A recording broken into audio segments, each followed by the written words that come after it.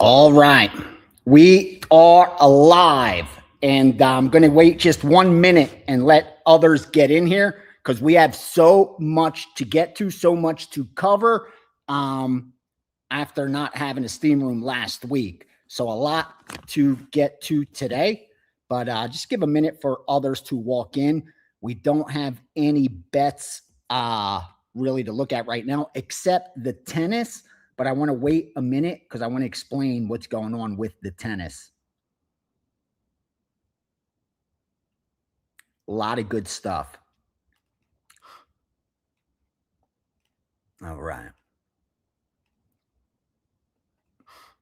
Good morning. Good morning to everyone, baby. Good morning. Big weekend, especially for us with our future bets on the World Cup. What a position we're in. God bless America. All right. We're going to wait just like I said, 30 more seconds. Come on in. It's the water's warm. The water's warm. No reason to be. Don't be shy. Don't be shy. You could keep your t-shirt on. Don't worry about it. Nobody's watching. Come on in. The water is warm.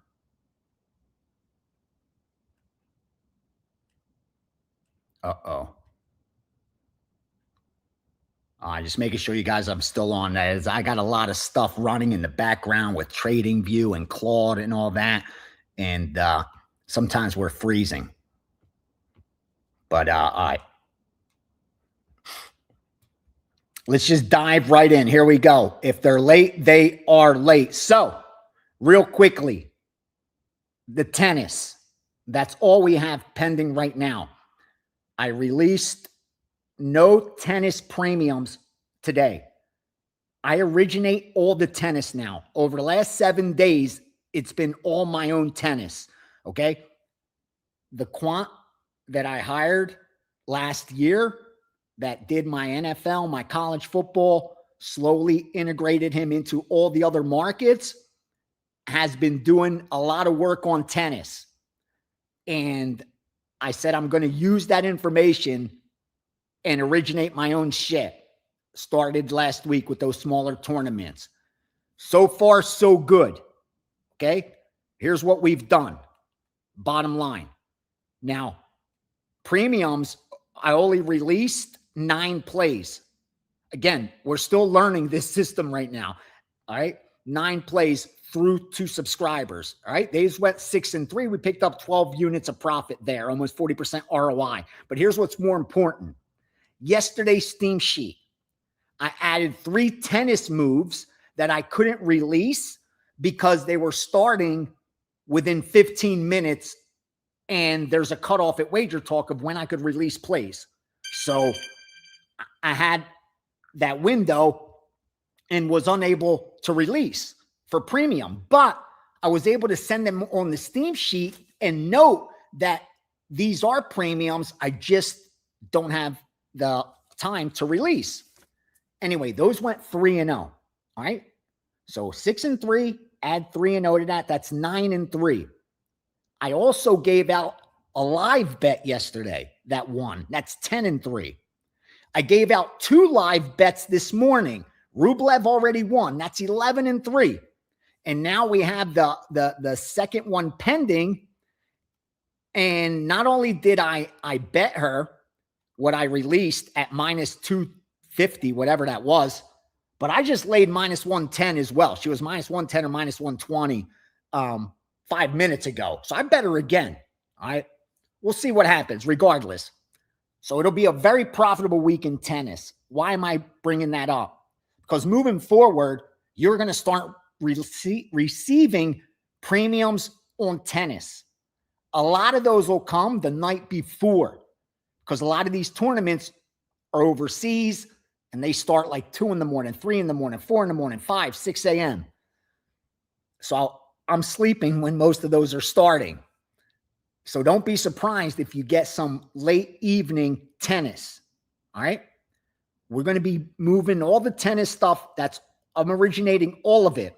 So keep your eye on line moves because I'm betting it off screen and I'm not betting it for, 6 figures.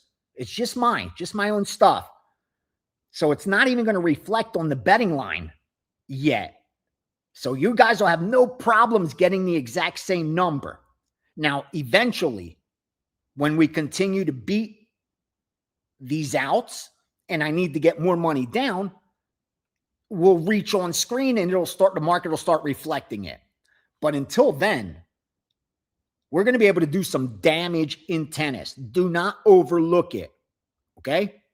I know all the attention's on NFL and college football and all that, but we'll do just fine there. But we're going to be firing some of our own tennis. Now, with that said, let's get to everything we need to cover. First and foremost, last 7 days, we are up overall. So we had a winning 7 days. Again, nothing to brag about, nothing to celebrate, but we picked up 8 units of profit. All right. Now, that's with losing the 5% on soccer, where we went under 2.5, and the game was 0-0 at the 50-minute mark, 1-0 at the 70-minute mark, and it ended up going over with Argentina advancing 2-1. So we got unlucky and lost that 5%, and also lost the Krylov 5%.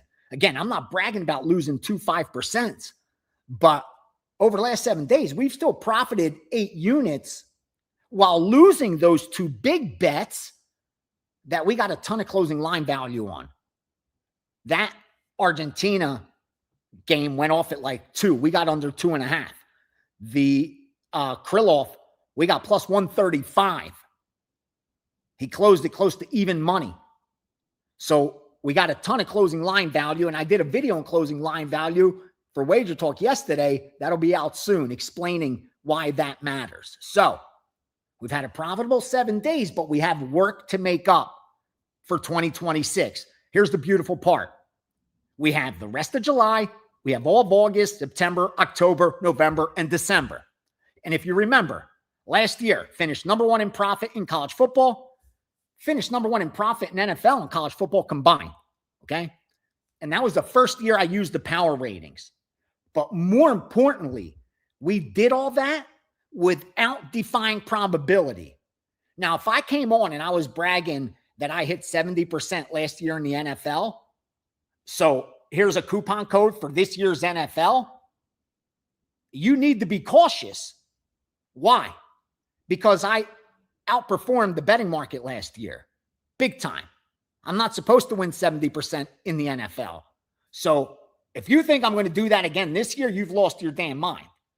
There's nobody walking amongst us that's going to hit 70% in back-to-back years in the NFL, laying 110 to win 100. It's not going to happen. So the beauty is we did all of that, finishing number 1 in profit by hitting 55, 56%.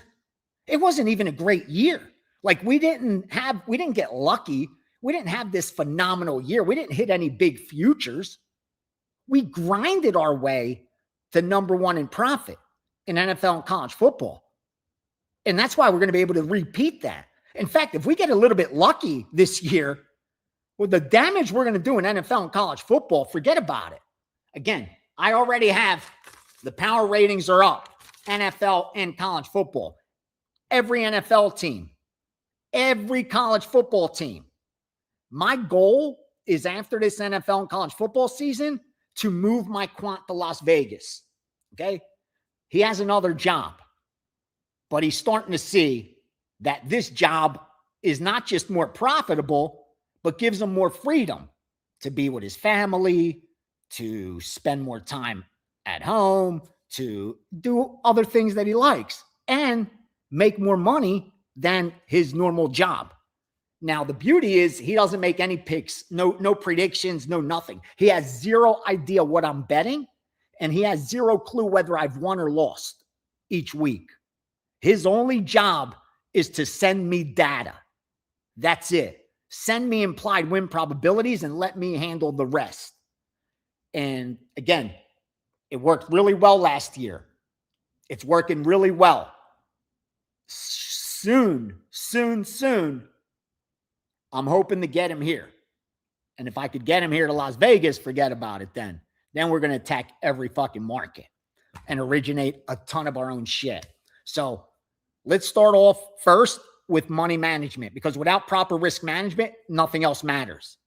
All right. The reason I've been able to turn a profit in 9 of the last 11 years documented is because I manage my risk correctly. And more importantly than turning a profit for subscribers is that I actually made money doing it in the real world. And I know the internet makes us think that everyone's doing that. But here's what I can promise you. And it's not my opinion, it's fact. Very few bettors win long term. Very few bettors are actually profitable. And more importantly, even those that can win long term aren't all profitable, because turning a profit is a lot harder than it seems, even with winning information, even with a proven plus EV system. It's why I can teach 10 guys how to count cards and become a threat to the casino. But if I'm lucky, maybe 2 of them will actually be able to do it, even though all 10 of them will have the knowledge, the bankroll, everything they need to beat the house, except that experience, which builds your patience, your understanding of variance, and whether you could handle variance, because that's what this whole thing is all about. Sports betting comes down to how you handle variance. That will determine whether you're built to be a trader or not. And there's nothing wrong with not being built to trade. There's few people that can do it because the swings are horrific for most normal people. But if you can handle it, the opportunities are endless. Like, you create and control how much money you want to make by how many hours you put in, how many markets you want to attack, how many outs you have, how many bonuses you could take advantage of, how many reduced VIG you can talk books into giving you. Like, you control your destiny once you learn how to bet. Again, there are few people that can pick winners on their own, okay? There are few people that have access to winning information. Both of those have the ability to be profitable betting sports, but that's only the first layer. Having that, being able to pick more winners than losers, meaning spotting market inefficiencies, or having access to information that does that, like I do, providing accounts for those that do that. Now, that's not enough. And I tell my story a lot, that I had access to the best information at a time where people didn't even have computers. That's how far ahead we were from the market. Like, I could have went outside, smoked a cigarette before lines moved, and then went back in and bet. And I managed not to make any money with that information because I didn't know how to use it. And by use it, I mean, how did I manage the risk? I was working with the highest risk of ruin imaginable. And that's what most of us are doing. That's the problem. Again, we're going to get to all the sports. We're going to get to all the free information and the actionable information. But none of it's going to matter if you don't walk away knowing this and actually being able to practice it. And that's risk of ruin. Once you have the ability to win or winning information, you get to determine what your risk of ruin is. And you do that by the amount of units you have. So if I have 1,000 units, so that means if I'm betting $10 a unit, I need $10,000.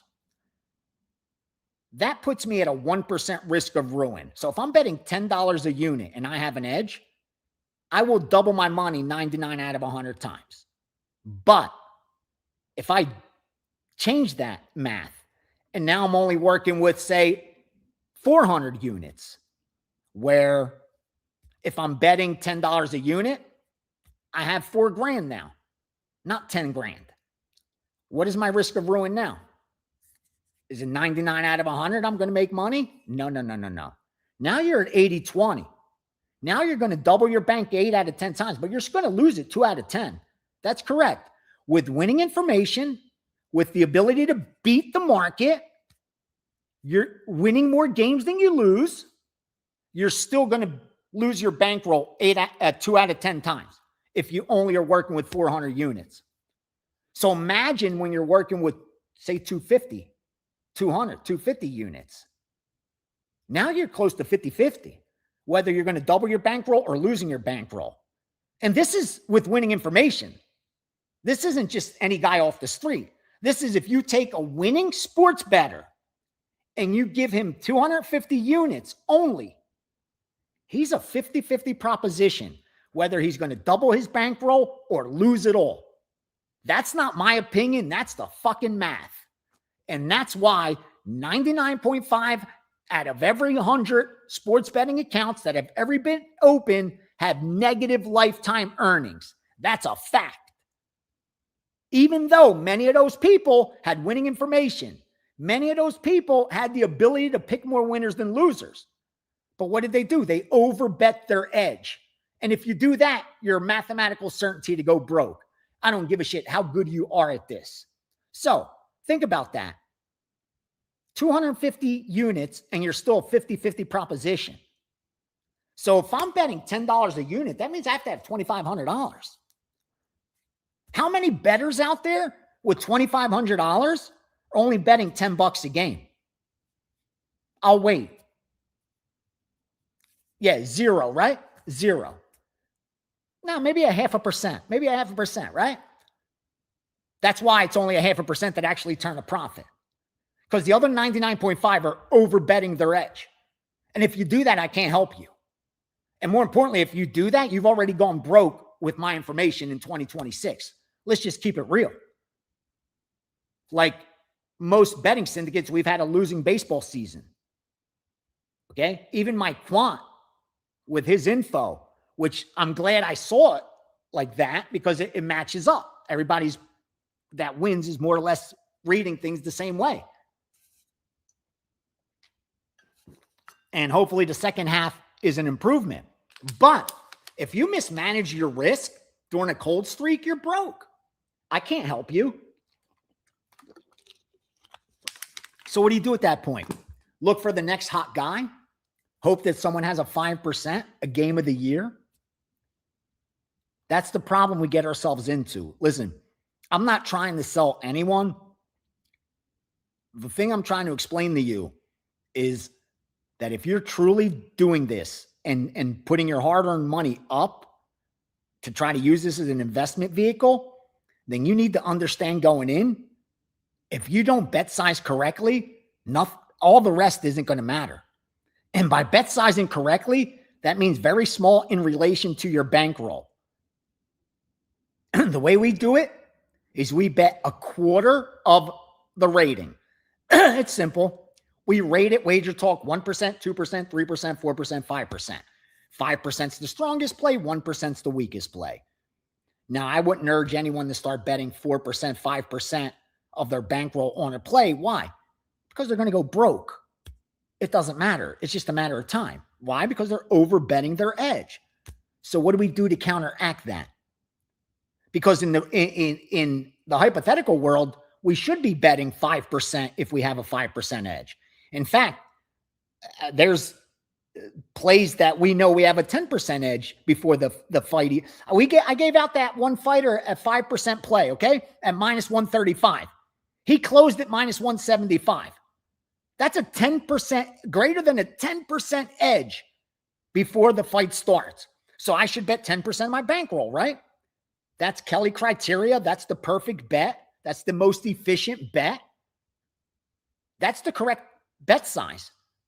But in the real world, not the hypothetical world, where there's randomness in small sample sizes, betting that way is going to break me.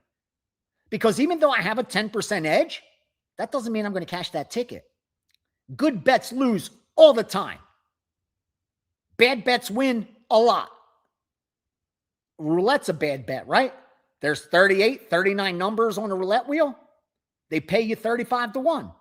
I live across the street from a casino. Right now, someone just hit a number on roulette. They got paid 35-1. Did they place a good bet? Fuck no. It was a terrible bet. Now, if they got 38, 39% to 1 on their money, they placed a fair bet, a decent bet. If they got 41-1, 42-1, 43-1 on their money, then they placed a winning bet, win or lose. They got the best of it.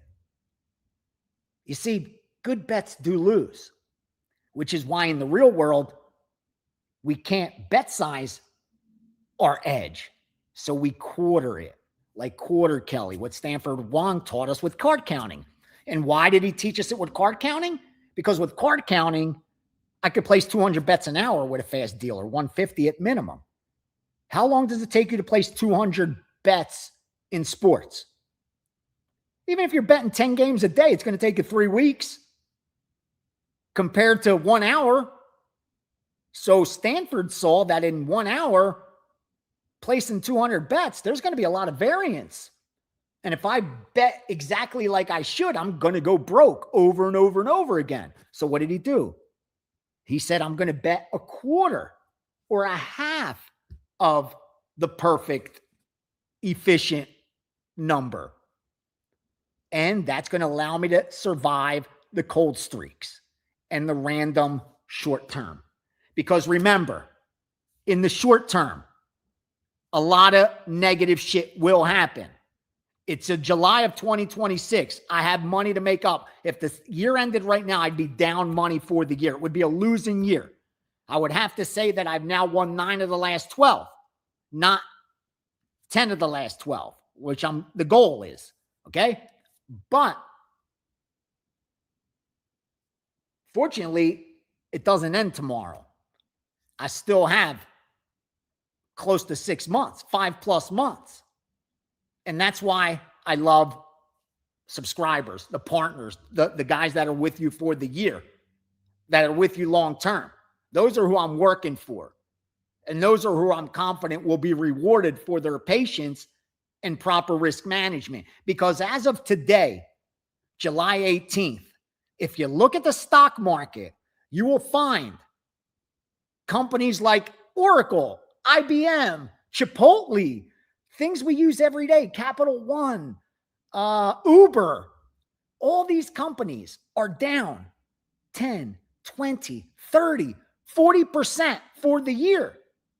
For the year, yes. Those big names. Just look at how many Fortune 500 companies are down money in 2026. And yet, these are the most profitable companies on the planet, and they're going to continue to make money. But they don't go up in a straight line. If you pull up any stock for the most successful company, when you zoom out, you'll notice that the trajectory is upwards. But when you zoom in, you'll see the ride went like this.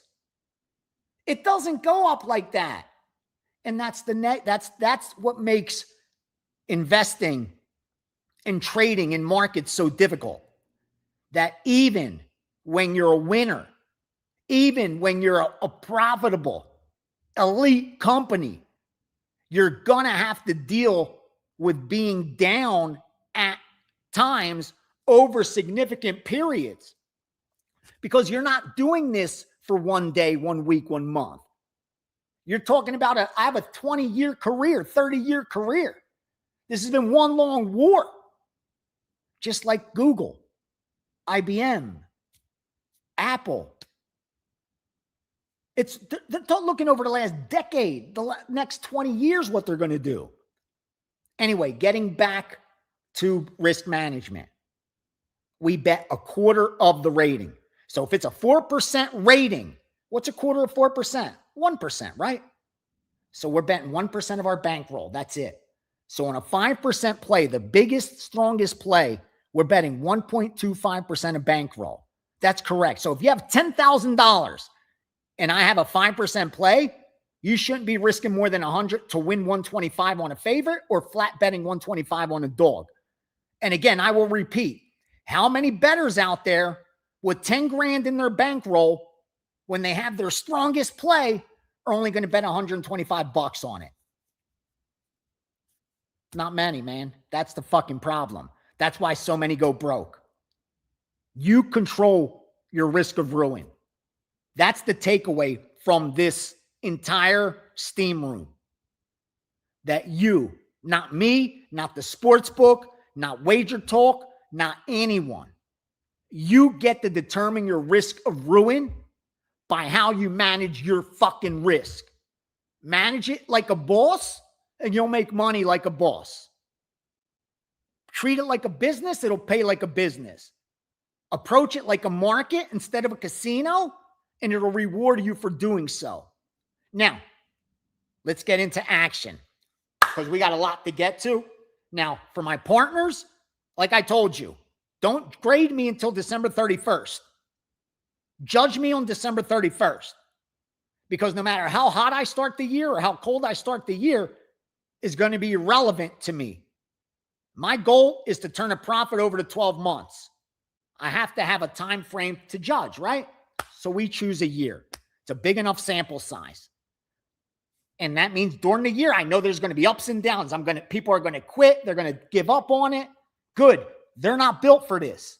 Let them chase those game of the years. Let them find that hot capper that's going to defy probability. Let them find that source of information that's going to keep defying the laws of math. Good luck. Good luck. We're going to grind. Okay. Now, why do I say that?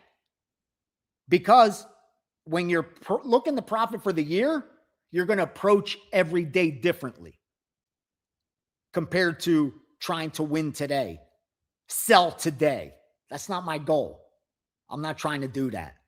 I'm trying to use the capital that I put aside for sports betting to have a return on that capital so that it's not a waste, so that I don't tell myself, fuck, I could have just put that in USDC and got 5.5%, letting it sit in an exchange. Why the hell did I put that money in the sports betting where I had to do shit and work every single day? Okay. So I do this for money. And the reason I bring that up is we're going to bet differently than if we were doing it just to win today. And here's what I mean. Futures matter. Tomorrow, we're either going to pick up 40 units if Argentina wins, or we're going to pick up 27 units if Spain wins. Okay?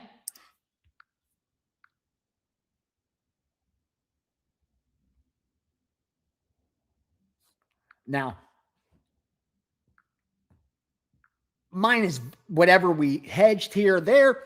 Again, that was yesterday. That was last week. That's already in the accounting. That's already in the math. What matters is moving forward. So tomorrow, we're either going to pick up 27 units or 40 units. And we're getting rewarded for the work we did a few weeks ago. When my quant sent me, where did he send it? Where is it? He sent me my power ratings. And I put them out. I know Wager Talk put them out. And I gave you Spain number 1, Argentina number 2, France number 3, Portugal 4, Brazil 5, England 6. You get the point. All right, we got rewarded for that. Now, MLB, we have 2 futures pending. Tampa in the AL, sitting in first place with the best record, and Milwaukee in the NL, sitting in first place in their division, second best record in the NL. That stuff matters when you're partnering for the year. And in the next few weeks, you're going to start receiving our NFL futures, our college football futures. That's why this matters. Because those are going to matter later in the year when we get results on those. But don't overlook future bets. Because again, I'm thinking for the year. I'm not just thinking for today. My goal is to make money in 2026. And if our goals are aligned, I will not disappoint you. I will do everything in my fucking power to make sure we are in the best position to profit. And again, I can't control whether guarantee that's going to happen. But what I can tell you is 9 out of the last 11, it's worked out in my favor. Okay? So the reason there's no Steam sheet today is because the Steam room's wide open, and I'm going to share everything with you right here. Now, real quickly, before I get into actionable games, let me look if there's any questions relevant to get to.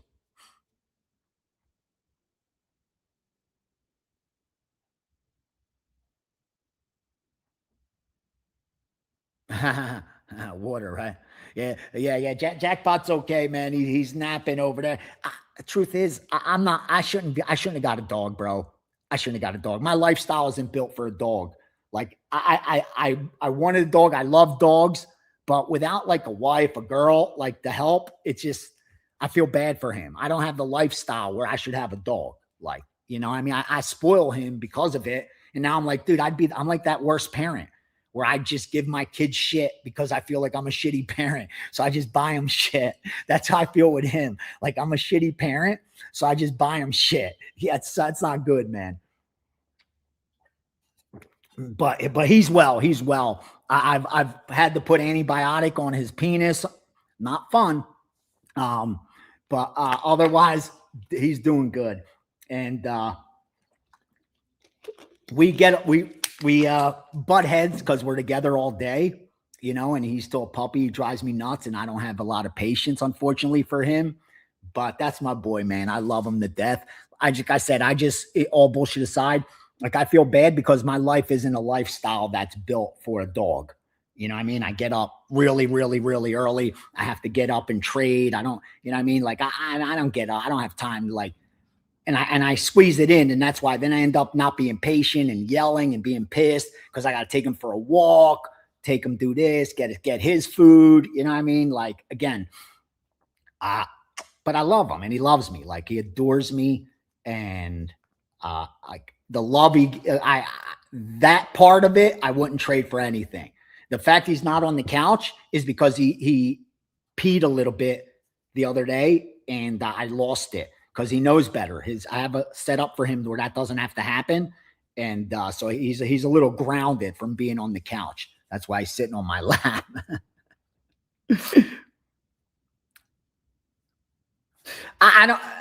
You probably have a better handicap of Mbappe winning the Golden Boot than I do, my man. It's just not like a market I've followed or anything like that I would really have any opinion. Thank you, Plays. Welcome to all, baby. Thank you.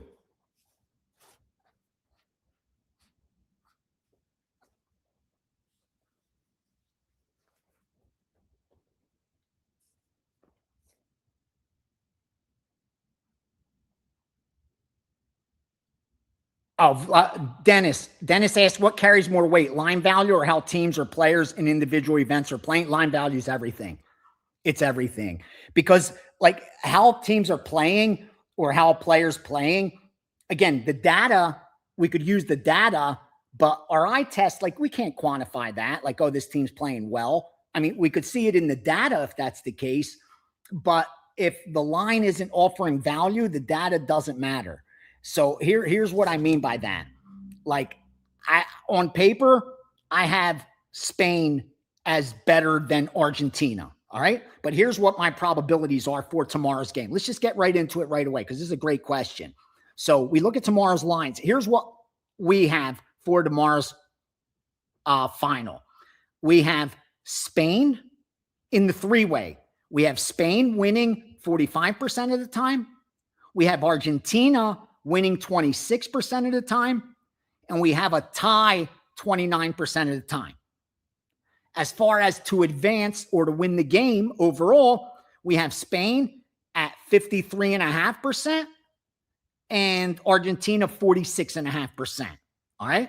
Now let's get back to the three-way line. Here's why this matters. Now, when we look at what the line is for tomorrow, we look at Spain. They're about plus 130, right?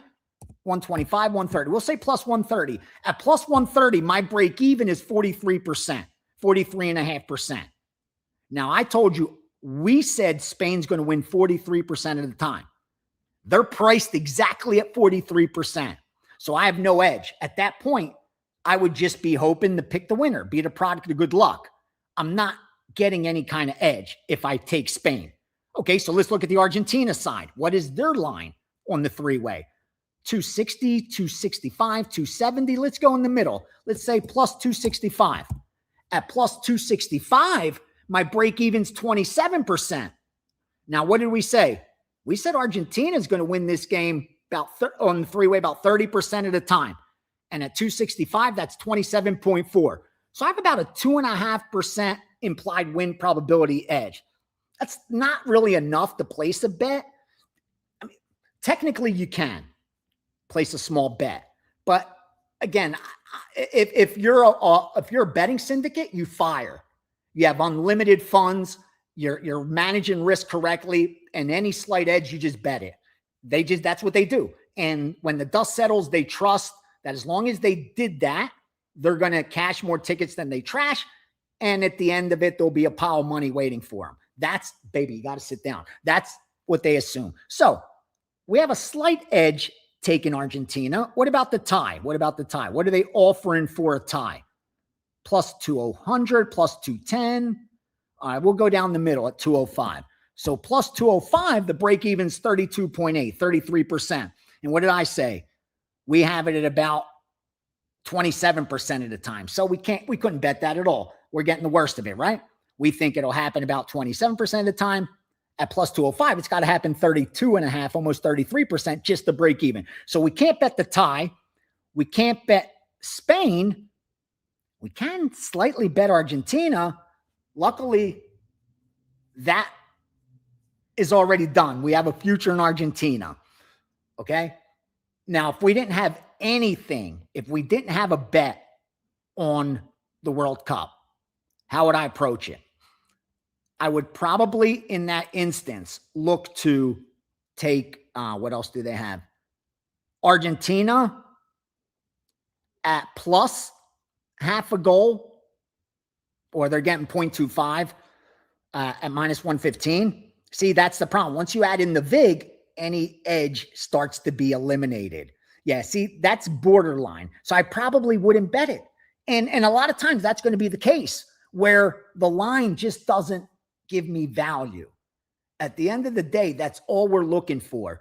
We're looking for a 50-50 proposition where we could get plus 105. That's what a good bet is. That's exactly what the definition of a good bet is. If I could get plus 105 on heads or tails, because we know heads or tails, I should only get even money, right? It's 50-50. If I put up $1, I should get $1. But what if I have to put up $1 and I get $1.05 every time it lands heads? Well, then heads gives me an edge, right? I'm going to say heads every time. I don't care if it's 10 heads in a row. I'm saying heads on number 11, heads on the 12th, heads on the 13th. Every flip, I'm saying heads. Because as long as it's a fair coin, I know I'm getting the best of it. The handicap doesn't matter. How he's flipping it, whether his arm's tired that day, whether he was lifting the night before, whatever I could handicap. What matters is, at the end of the day, the coin flip's 50-50. And if I'm not getting plus 101, 102, 103, 104, 105 on my money, I'm not getting the best of it. Even worse, most bettors are taking that coin flip, but now they're laying 105. They're taking heads and saying, I'll take heads at minus 105, minus 110. Well, we know after enough flips, you're going broke, bro, because it's even money. You should win $1, lose $1. Now, if every time it lands heads, you lose $1.05, $1.10, but when it lands heads, you only get $1. Well, after enough flips, guess what? That pile of money is going to depreciate, right? It's going to start losing. It's going to disappear. That's exactly what this is. Don't make it any more difficult than it needs to be, because we're fans, because it's sports, because we love this shit. That's what confuses everything. You got to separate yourself. just like the traders do, the best traders. When I went to that, I talk about it all the time. I went to a seminar I had no business being in. It was top hedge fund guys, I swear to you. Like the one guy was managing like a $450 million portfolio. It wasn't his money, but he was managing it. It was those kind of guys there, okay? And so I had no business at all. But here's what they all would say. Don't marry it. Don't date it. Just trade it. That's it. Don't look at a company. Look at the data. Don't marry it. Don't date it. Just trade it. That's it. Don't marry it. Don't date it. Don't trade. Just trade it. That's all they kept saying. Don't get involved. Don't get involved. Don't get emotionally involved in this shit. Just understand. This is a betting number. I get it. They're teams. They're humans. They're going to go play a game. Both want to win. All that is beautiful. But what is the betting line? And based on true implied win probability, what do? Do I have a bet to make? And obviously for tomorrow, we don't, at least so far. And luckily we have the futures already sitting pretty in our pockets with Spain and with Argentina. Now, as far as the total goes in that game, they priced it right. You saw how I did in totals this year in soccer and in the World Cup. A lot of those totals were mine in World Cup. In fact, almost all were mine in World Cup. Once I saw how the market was moving, it just made sense to me. They priced these the right way. With the England-France, they priced it at 3 over, 3.5 under. And Argentina-Spain, 2 over, 2.5 under is exactly what they should have priced it at. And based on our numbers, so I don't have an edge either way. Now, let's look at England and France today, because here I do think we may have a chance to make some money, or at least place a good bet. Don't know if we're going to make money, but I do think we're going to be able to place a good bet. Here's why. Here's my implied probabilities for these third place game. Three-way line. We have France winning the game 48% of the time. We have England winning the three-way 30% of the time. And we have a draw 22% of the time. Now, let's get the draw out of the way first. They're paying us plus 300 for the draw. At plus 300, my break-even's 25%. So if I'm 28%, 29%, that's a good bet, right? Well, we said we think the draw probability is only 22%. So no value there. We can't bet it, right? All right, let's look at France. We said France should win the three-way 48% of the time. What's France's price? Minus 115, minus 120. Let's go minus 115. At minus 115, my break-even's 53.5%, 54%. Well, we got the 48%. So obviously I can't bet France either. Even if I think France is going to win, and even if France wins, they're just not a good bet. And again, I've turned a profit 9 of 11 years.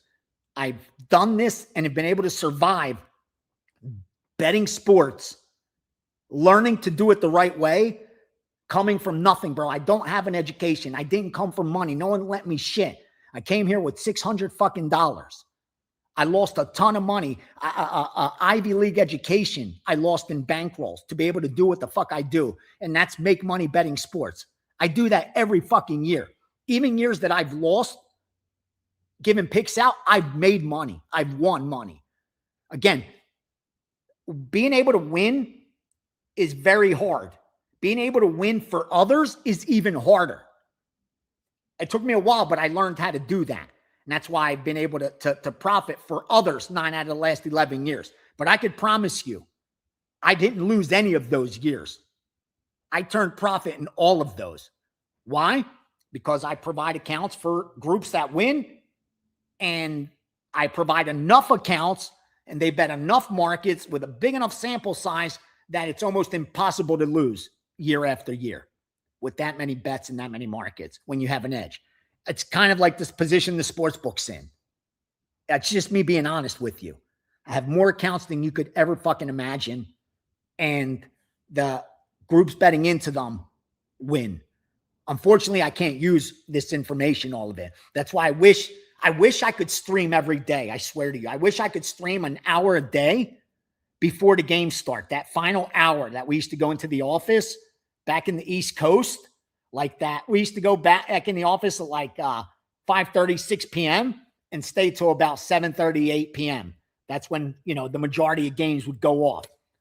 I would love to stream that an hour during that just to share with bettors what I'm seeing, what has really transpired in the betting market, and be able to answer all questions and share actionable shit that's going on. So much of the information is just like run first inning where the line moves 30, 40 cents. I can't use that. I can't release that.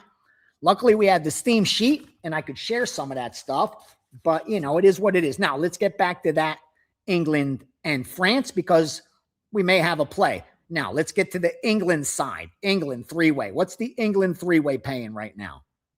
Plus 300. Ooh, plus 305. Plus 330 at Buckeye. Whoa. Okay. So let's say plus 315. I'll meet you halfway. At plus 315, my break even's 24%. I said England on the three-way is about 30%. Oh boy. Oh boy. Got a little value on England in the three-way. Now let's go a little deeper. When I handicap both matchups with my quants data, we actually show that Spain should be a bigger favorite against Argentina than France is against England. Let me repeat that. Based on my work, I think Spain should be a bigger favorite against Argentina than France should be against England. And yet the market reflects the opposite. Why? Because of what we just saw from England. Same thing I thought. I did Wager Talk yesterday. Watch that. What did I say before I had the data? I said, how can you bet England? They just got defeated in the worst possible way. With 10 minutes to go, they thought they're going to make it to the World Cup final for the first time in 60 years. They're about to become their country's heroes. And boom, next thing you know, it's 1-1. Boom, 6 minutes later, it's 2-1. And you find out you're not going to the finals. And now you got to read about it, hear about it, see it every time they turn on their TV in their hotel. Hear about how did you choke? How did you choke? How did you choke? And now they're supposed to get up and play today and win? Bro, how are they going to do that? I don't know how the fuck they're going to do that. How do I know? But what I know is that plus 315, based on our projections, I got a little bit of value. So maybe I should put all that noise aside. Maybe I should ignore that noise because I can't quantify it. What's that worth when a team is up at the 50-minute mark of a World Cup semifinal, but then loses? What is that worth to the betting line in the next game? Does anyone know? I don't know. So it's noise. It's just noise. That's all it is. None of us have any fucking idea whether it matters to England or not. We could only assume. That's it. Fuck assuming. Let's look for money. Let's look for action. Now, let's look at England. England plus 315. I'm starting to like it a little bit. But let's dig a little more. Let's look at different ways of possibly betting this. What else are they offering us? Let's see. I could take them plus half a goal, minus 110. That's not bad. I could take them plus a full goal at minus 175. That's not bad either. Fuck, they should be at least 210, 220 to get a goal. Wow. And then England to finish third, plus 180. Well, we had France, 55%, I told you. England, 45%. We have Spain, 53.5%. Argentina, 46.5%. So wait a minute. What's England plus 180? What's Or what's France? France to advance is what? To win the game. Minus 220? Minus 220? We think they win 55% of the time. What's minus 220? About 65%? 69%. 69. So minus 220, they think France wins this game 69% of the time. We think it's closer to 55%. Even if we're off and it's 60%, they're still thinking 69. All right, what about England? What about England? Plus 180. What do I need? What's my break even at plus 180? At plus 180. I got to win 35.7, 36% of the time. 36. I have 46. 45. 45. Oh, fuck. I got edges with England everywhere. How do I bet England? How do I bet England? Well, if I'm selling England, I got to sell a pick, right? So I got to do something like, all right, take the half a goal for 4%. And then I put it up for $25. I sell 100 of them. I make some good money. God bless America. What a country. Hopefully England goes out there and does their job. No. I'm going to share this the way I'm going to bet this. Okay? And luckily, my focus is my partners, my subscribers, you guys that are with me for the year. Or anyone else at least. Take advantage of the 7-day for $49. But $49. Because here's how I'm going to bet it myself. I'm going to put 2 units on England plus 315. I'm going to put 2 units on England plus a goal. And I'm going to put 2 units on England at plus 180 or better to advance. That's how I'm going to bet it. That's how I'm going to bet it. Now, I need to determine how to release it. What's the best way to release it to subscribers? Do I want to risk all 6 units? Let me see.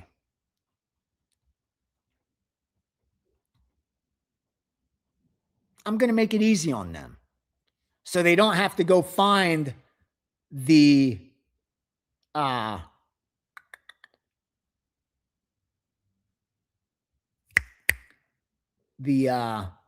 alternate line. I'm going to break it down with England 3-way and England plus half goal, right? That covers us that they advance.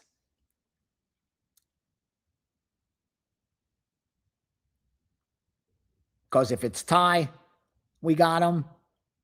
And if they go into the shootout, we could bet them again live. Or you could bet them before, like I'm going to do, to advance at plus 180. Let me see what's the best way I can give this to you guys. First off, let's do the England 3-way. That's automatic. England 3-way. I'm sorry I'm going a little long today. Don't worry. I'll get everything done because, again, you guys know I do my MMA still I have to do. But let's get England 3-way first. Let's get that in there. Because, again, we're getting too much of an edge not to take this. I mean, I got, see, plus 330. Buckeyes got plus 330. So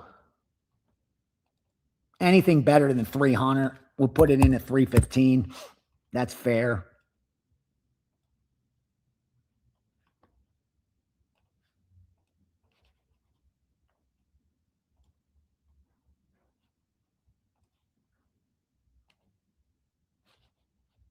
$305, I'm saying. I'm putting it in. That's what they have at Wager Talk. Okay, I'll use theirs.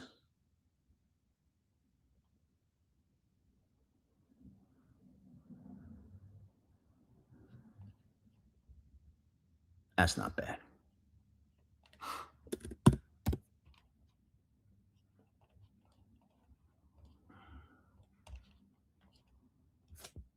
But try to get 300, man. Try to get 300. It's available.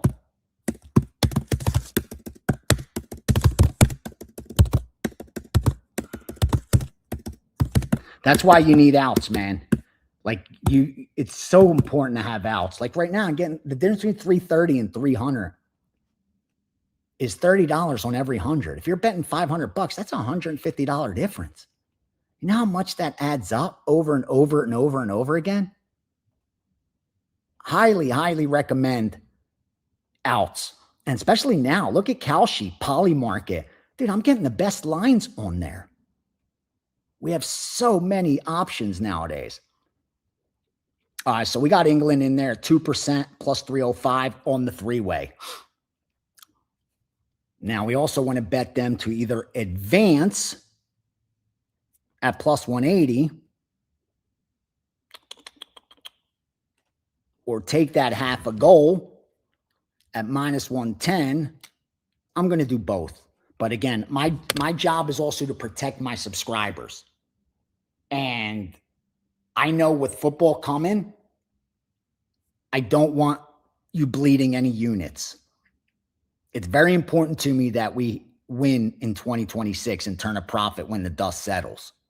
So that's why you've seen how selective I'm being of late. And that's going to continue. And with football coming, again, we're very prepared for football. And I'm going to share that with you in a minute. But let's just finish up here. Yeah.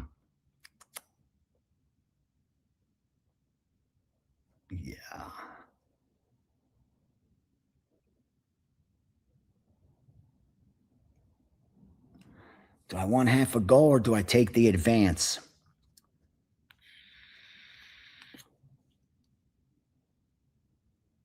You know what? I'm going to give England to advance also. That's definitely plus EV. And none of you have to look. I'm going to bet that alternate line at plus a goal. I'm betting that alternate line, just so you know. There's the alternate line gives me them at plus a goal. I'm betting it. Instead of taking a half a goal at minus 120, I'm going to take the full goal. I found minus 165. So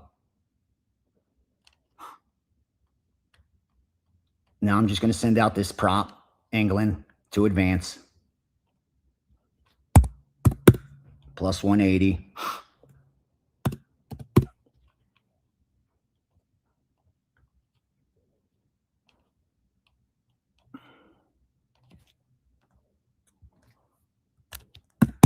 Shop it. I swear to you, I just bet plus 200.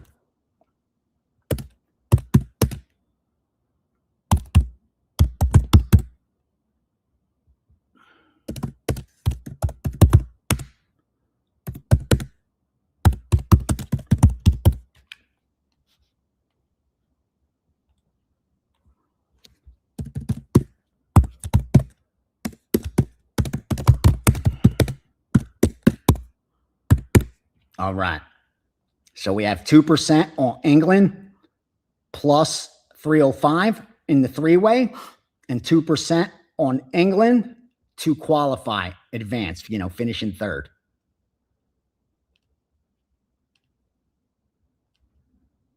Yeah. Fuck yeah.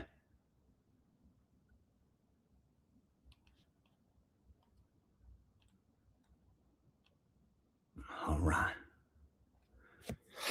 Let's go. All right. Let's go. Let's go. Now, let me read off the baseball that would have been in the Steam sheet, but I knew you guys are coming here, so I'm going to read it off. I have not confirmed any premium in baseball. You saw yesterday, I only sent out 1 4%, 1 3%. We hit the 4%. We lost the 3% play. And yesterday we ended up, it looks like a losing day, but the 3 tennis that we bet on the Steam sheet, that 9 units doesn't show up. So as long as you are making money, that's all I give a shit about. Here's the baseball. And the reason we're being even extra selective is you got to get through this first series of return in the All-Star break. Then Monday, they're back in normal routine. All right, so let me start off with 905 under 9, St. Louis, Arizona. 908 Milwaukee minus 130. 910 Toronto even money. 911 over 911 over 8.5 Philly Houston. 913 Tampa Bay plus 105. Tampa Bay plus 100. 915 Detroit minus 180. 11 o'clock. 919 Texas plus 110 and the under 9.5. 924 Cleveland plus 105. 928 Yankees minus 105 and over 8.5. And then 931 Pittsburgh plus 115. Now, CFL, Canadian football. They bet Calgary, 682, Calgary +2. And finally, WNBA, 636 over 178, New York, Indiana. 639, Washington +10. And then 638, Minnesota -11.5 and 12. Minnesota, we have a future on the Minnesota Lynx at +750 to win the WNBA championship. They are the best team on paper. They were the best team on paper when we bet it. As of today, let me see. Maybe you guys still get value. They're +125.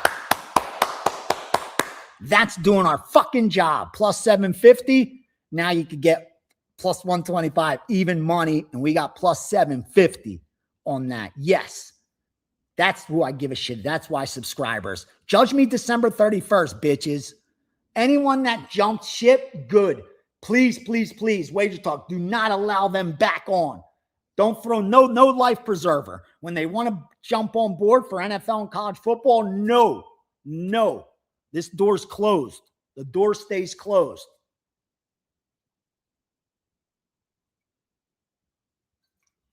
What I do, because I don't sleep, and sleep's one of the most important factors as far as longevity goes. If you want to live long, you better sleep. And I don't sleep at all. I rarely have insomnia. I could fall asleep most nights, but I don't stay asleep.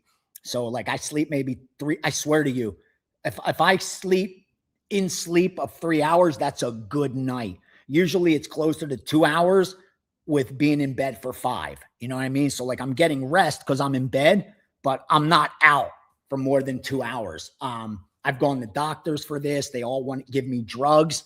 I can't do those drugs because you wake up like feeling like I drank fucking a case of fucking, liters of vodka the day before. So Jack, no, daddy has to work right now. Later, we're going to play. I took him for 2 walks already. Okay. Because I got up so early and I felt bad that I'm going to be working, trading, doing Steamroom, Wager Talk, last call. So I already taken him for 2 walks, already given him his treats, his breakfast, and treats for him, like a new bully stick. And got him a new plush toy. All he does is rip them open and make a mess. But anyway. Oh, shit. What happened? Hold on. Am I seeing this right?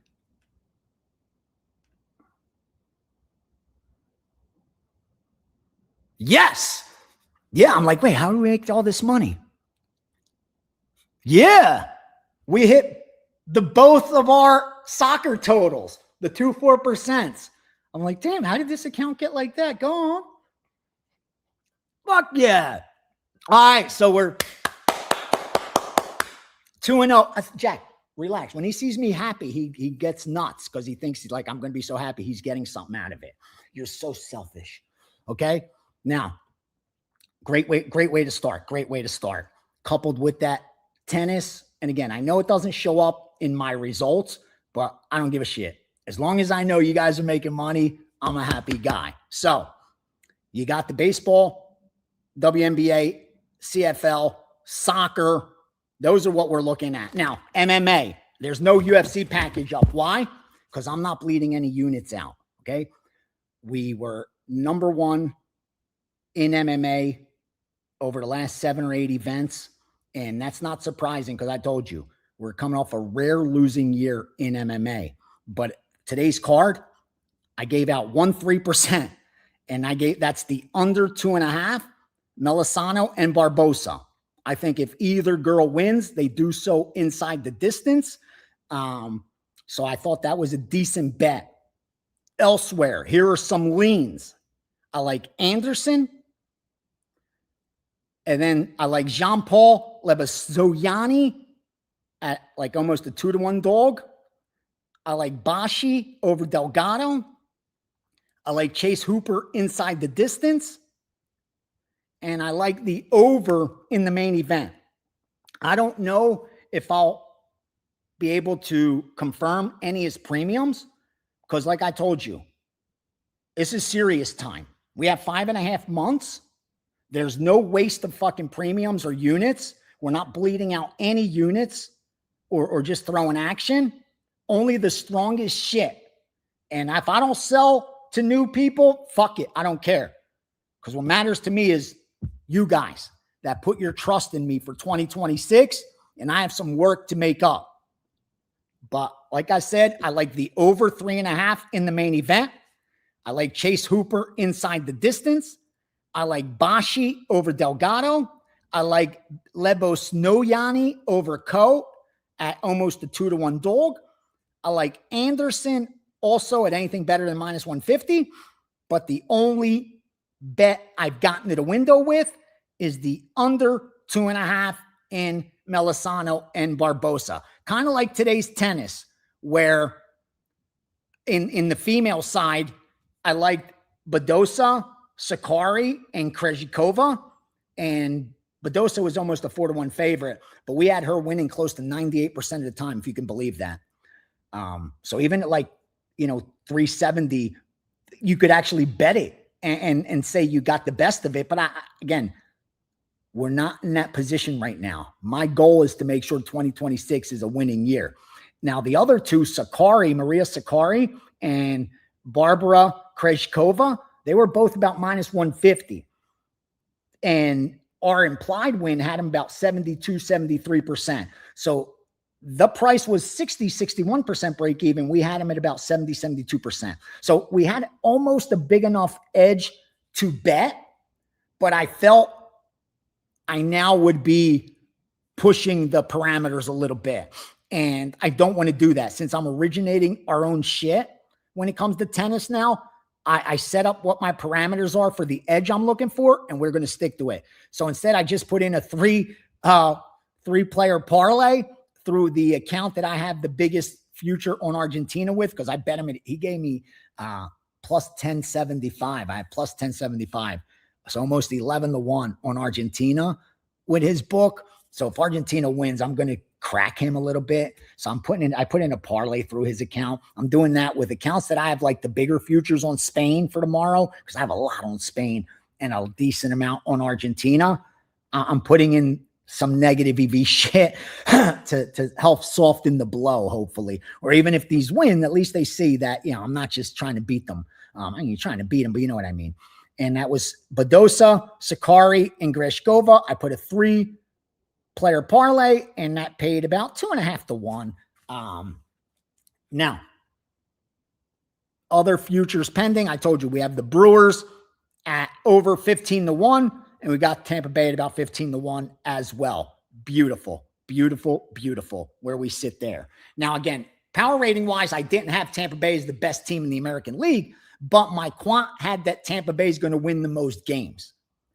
So knowing they're going to win the most games and getting 15-1 for them to win the World Series, I figured they're going to get in the playoffs for sure. They're probably going to get home field in the AL for sure because they're going to win the most games. Hey, at 15-1, why not? And then the Brewers, because the Dodgers are so good, they were giving us 15-1 on the Brewers, where on paper, I have the power ratings where I have Dodgers and then the Brewers like this. Not like this, like this. Like 1A, 1B. So now, I told you I was going to share with you the power ratings for NFL and college football. I'm going to do that so then I could jump off here and see if I could confirm any more MMA for you and any more baseball.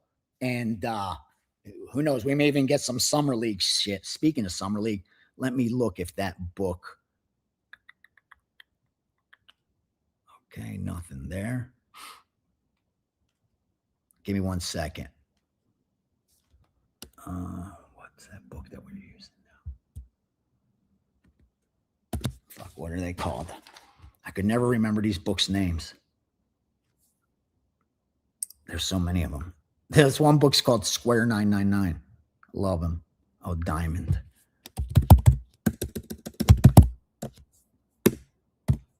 Come on, Diamonds.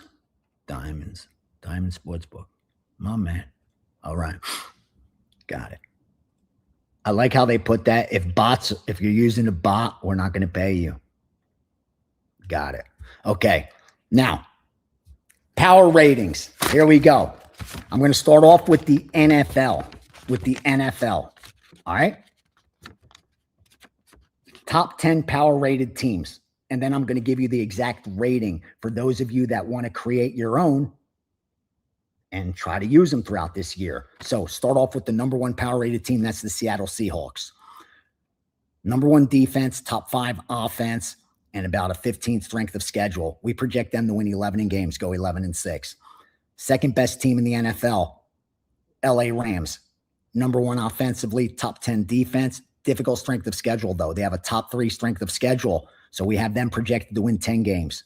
Third best team in the NFL, Detroit. Detroit, top 3 offense. They got problems on defensive side of the ball, though. But they do have an easy strength of schedule. The 4th best team and the first AFC team on the list is the Buffalo Bills. Why? Offense. Again, they'll have a top 3 offense this year, but it's the defensive side of the ball where they're barely cracked the top 20 in efficiency. But another team with a bottom 10 schedule, so pretty easy schedule for them. 5th best team, power rating wise, Philadelphia Eagles. Defense, defense, defense. We have them as top 3 in defensive efficiency. They haven't cracked the top 10, forgive me, in offense. That's where they got to improve, but another manageable schedule for them. Now, 6th, second AFC team and 6th on our list overall, that's the Baltimore Ravens. Balance, top 10 offense, top 10 defense, easy schedule. I think only 1 or 2 teams have an easier schedule than Baltimore. After Baltimore, we have Houston at number 7. Again, balance, top 15 offense, top 10 defense, difficult, easy strength of schedule, forgive me. I think Houston has the easiest strength of schedule in the NFL. We have them projected to win close to 10 games, though, but they are 7th power rating wise. Again, when we get into college, you'll understand what I mean by that. Now, number 8 is San Francisco 49ers. Difficult schedule. That's the problem for the 49ers looking ahead. They do have a top 5 offense, but they need to improve on the defensive side of the football. We have them projected to win about 9.2 games. Now, 9th best team on that list is the Green Bay Packers. Again, balance. Top 10 offense, top 10 defense. Manageable schedule, but not easy. It's probably in the top 15 in difficulty for Green Bay. And finally, at number 10, it's the Denver Broncos. Now, they got to pick it up on the offense. They're barely in the top 20 in efficiency, but that defense is top 3, and it's going to keep them in football games. That's why they're going to win at least 9 games. Now, strength of schedule, about 14th, 15th in the NFL, so mid-level. But we do have Denver 10th power rated wise. Now, bottom 5 team, the worst 5 teams in the league. New York Jets, they are the worst. Jets are the worst, followed by Tennessee, the Raiders, the Browns, and Carolina. That's Jets, Tennessee, Vegas, Cleveland, and Carolina. Now, strength of schedule. These 5 teams have the easiest strength of schedule. Detroit, New Orleans, Cincinnati, Cleveland, New York Jets. Toughest strength of schedule. Arizona, Miami, Carolina, Dallas, and the Rams. Now, getting back to power ratings, how you can start your own, okay? You pick a number and you work from there. With us, we have the number 1 team, Seattle Seahawks. They have a rating of 11.0. 11.0. Now, I'm only going to do it in halves. I'm not going to get to like 0.23, 0.39 like we have it. I'm going to round off for you guys, make it easy for you. So Seattle has a rating of 11. The Rams have a rating of a 10. Detroit has a rating of 9. Buffalo has a rating of 9. Philly has a rating of 8. Baltimore has a rating of 8. Houston has a rating of 7.5. San Francisco, 7.5. Green Bay, 7. Denver, 6.5. Now, keep in mind, some of those that are the same, that's where it'll differ, where one is 9.11, the other is 9.30, okay? But they're very comparable, so I'll just say it one more time. Seattle, 11. Rams, 10. Detroit, 9. Buffalo, 9. Philly, 8. Baltimore, 8. Houston, 7.5. San Francisco, 7.5. Green Bay, 7. Denver, 6.5. So, Seattle, being number 1, has a rating of 11. Denver, being number 10, has a rating of 6.5. That's a 4.5 point difference. So on a neutral field, if Seattle was playing Denver, we would take that 11, that's Seattle's rating, and subtract Denver's 6.5 from it. And the point spread should be Seattle minus 4.5 on a neutral field. Now, if they were playing in Seattle, we'd probably add 2.2, 2.3%, no more than 2.5%. Forget the 3 points that everyone still thinks NFL stadiums are worth. They're not. Average is around 2.1, 2.2%, 2.2 points. So I say you should do everyone 2 or 2.5 at the most. No more 3s. Most stadiums are worth around 2 points to the betting line. So if they're playing in Seattle, we would expect Seattle to be a 6.5 point favorite. That's taking into account the teams are healthy. So if we look up on the board and Seattle's a 7.5 point favorite, well, we have a bet on Denver, right? Now, if we look up on the board and the line's 5, well, we have a bet on Seattle. They should be 6.5. It's that simple. Now, the difference between the number 1 team, Seattle, and the worst team, the New York Jets, is exactly 11 points. We give the Jets a 0 rating. We start the season with the Jets at 0. Now, some teams will get into the negatives as the season progresses, just like some teams may eclipse 11. But as of today, if the season was starting tomorrow and all teams were healthy, the difference between the number 1 team and the last place team is 11 points. So every team is somewhere in the middle there. I gave you what we think, with Seattle going down to Denver, down to 6.5. You have to choose the other 22 teams or so and how they fit in to that final 6.5 points from 0 where the Jets are to 6.5 where Denver is. You do that, you create your own power rating to start the season. And then you adjust every week like we're going to do. Really is that hard or that simple. Now,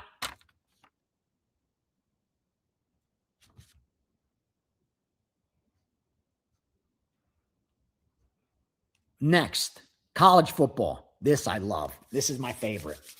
This is where if you're betting college football and you don't have a subscription with me, you're a fucking idiot. Forgive me I just got to be that blunt. Like if you look over the last decade, few have done damage to college football like I've done. And now with the power ratings that I'm armed, forget about it. So here's what we got. Now in college football, the average home field advantage is about 2.5 points.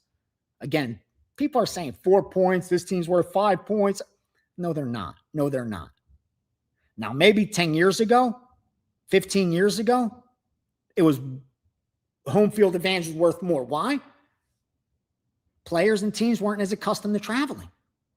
Now, dude, they're all used to it. They all fly freaking private. They stay in the nicest freaking hotels. Like, it's different. It's different than it once was, where home field advantage was worth 3.5 points, sometimes higher in college football. Shit, there were years Alabama had close to a 6-point favorite at home for playing at home. Now, let's get to college football. Here we go. Number 1 team heading into, and I'm glad I haven't seen any rankings. I think they haven't put any out yet, thank God. But I can't wait till they do, and we get to compare mine, tear the AP poll, the coaches poll. Rest assured it'll be different. And it needs to be different. Number 1, Ohio State. Number 1's Ohio State. Now, why? They got the number 1 defense, top 5 offense, but a difficult top 10 strength of schedule. That's why we have them winning 10 games, going about 10-2. But Ohio State is the number 1 power rated team for us. Number 2, Indiana. The best offense in all of college football, followed by top 3 defense. Easier strength of schedule for Indiana in the top 30. We have them winning a little more than Ohio State. We project them to win 10.5, close to 11 games, going 10.5 and 1.5, believe it or not. Now, 3rd, power rated, Notre Dame. Notre Dame, baby. Top 3 offense, top 3 defense, but more importantly, top 70 strength of schedule. So there's like 60 college football teams with a tougher strength of schedule than Notre Dame. That's why we have Notre Dame winning at least 11 games, going 11-1 at worst. But Ohio State would still be favored over them on a neutral field. This is what matters. Okay, records can be deceiving, and that's why I do so well in college football, and even better than any other. Yeah, at least over the last whatever years, and that's the reason, because I'm able to pick apart their rankings and find those overvalued, undervalued teams and make money doing it. Now, number 4, Oregon, balanced, top 3 offense, top 5 defense, top 25 strength of schedule. So not the easiest, but we do think they could win 10 games. The 5th best team in college football, balance, Georgia. Top 5 offense, top 5 defense, same strength of schedule as Oregon, tougher, a little bit tougher strength of schedule. That's why we have them winning about 9.5 games, going 9.5 and 2.5. Now, the 6th best team in college football, more SEC, that's Mississippi. They got to improve defensively, but they got a top 5 offense, and we have them winning 9 games also, right around 9 games. Now, the 7th best team, and I was hard on them last year. I keep repeating that, but I was, and that's Miami. Now, Miami doesn't have a top 10 offense or top 10 defense. They're top 15 in both, but they have a strength of schedule that's as easy as Notre Dame's. That's why I have Miami winning more games than Mississippi, more games than Georgia. But both Georgia and Mississippi would be favored over Miami. That's why college sports is so beatable. Now, number 8, Texas. Not in the top 10 offensively, not in the top 10 defensively, but they are top 15 in both, just like Miami. The difference is Texas won't be ranked after a handful of weeks because the rankings are based on a record. And Texas has the most difficult strength of schedule in all of college football. No team has a tougher strength of schedule than Texas does. That's why we think their max wins will probably be 8 games. So here's a team that's going to be 8-4, most likely, but they'll be favored over a lot of 10-win teams. And the rankings won't reflect it. But I think when we get to the betting window, we'll see who's right. We'll see who the market favors. Now, number 9, I know most rankings won't have them in their top 10, but for me, again, until I see this franchise, as we can call it, take a step backwards, they're a top 10 team always, and that's Alabama. Why? Because they're cracking that top 10 in offense, and they're in that top 10, crack that top 10 in defense. Difficult strength of schedule, but that's nothing new for Alabama. They're used to that. So I have number 9, Alabama. Number 10, and I'm sure they're going to be on a lot of top 5s, and I'm sure after week 5 or 6, they'll be in a lot of top 3s, but they're not. That's Texas Tech. Now, Texas Tech, top 10 offense, top 15 defense, but more importantly for them, they have the easiest strength of schedule out of all those teams I mentioned. Even easier than Notre Dame, which is in the 60s as far as difficulty goes. This is why we believe Texas Tech will win a minimum of 10 games. So they'll win more than Texas. They'll win more than Alabama. They'll win more than Mississippi. They'll win more than Georgia. But they should be an underdog to all those teams on a neutral field. That's the key. Now, here are the number ratings next to each team. Start off with Ohio State. We started with 11 in college, in NFL. In college, we start with 100. Why? Because there's a lot of teams, right? And a lot more variance in scoring, which is why we don't tease college football. Now, start off with Ohio State. They're the best team in college football. Their rating is 100. Number 2, Indiana, 98.5. Number 3, Notre Dame, 96.5. Number 4, Oregon, 96. Georgia, 94. Mississippi, 92. Miami, 91.5. Texas, 91.5. Alabama, 91. Texas Tech, 90. One last time. Ohio State, 100. Indiana, 98.5. Notre Dame, 96.5. Oregon, 96. Georgia, 94. Mississippi, 92. Miami, 91.5. Texas, 91.5. Alabama, 91. Texas Tech, 90. So if Ohio State with a rating 100 was playing Alabama with a rating of 91 on a neutral field, we'd make Ohio State a 9-point favorite. If they're playing in Ohio State, we'd add about 2.5 points. So we should look up at the board and see Ohio State should be about an 11.5-point favorite against Alabama. Now, if they were 14, we'd take Alabama. Both teams full strength. We see 9, we're on the favorite. It's that simple. Now, what you notice is the difference in parity. In the NFL, the difference between the number 1 team and the number 10 team is 4.5 points. In college football, the difference between number 1 and number 10 is 10 points. Almost as much as in NFL from number 1 Seattle to 32 Jets, where we have the 11-point difference between the best and the worst in the NFL is only a difference of 11 points. In the top 10 in college football, the difference is 10 points. This is why college football is such a beatable sport, but this is also why college football, you stick to sides and totals.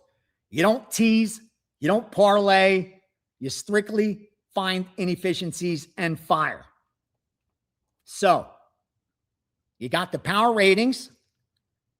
They will also, we did a video yesterday, so that'll be out. If you didn't write it all down, they'll be out. I don't think I gave the rating like I gave you guys, but they're there. And yeah, so you could start doing your own. You could disagree with me. You may have Indiana on top of Ohio State. Start with Indiana at 100. You know what I mean? Or you may have the Rams above the Seahawks or what have you. Create your own and just try it. Just try it.